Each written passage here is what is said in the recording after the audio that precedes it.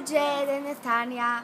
I want to tell you thank you very, very much about the earring and the necklace. No, that necklace it's in my house, but you give me that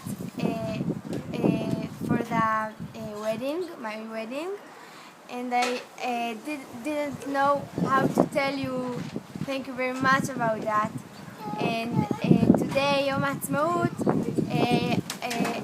Uncle Elliot in Israel, and I want to tell you from his help for me. Thank you very much for that. I so love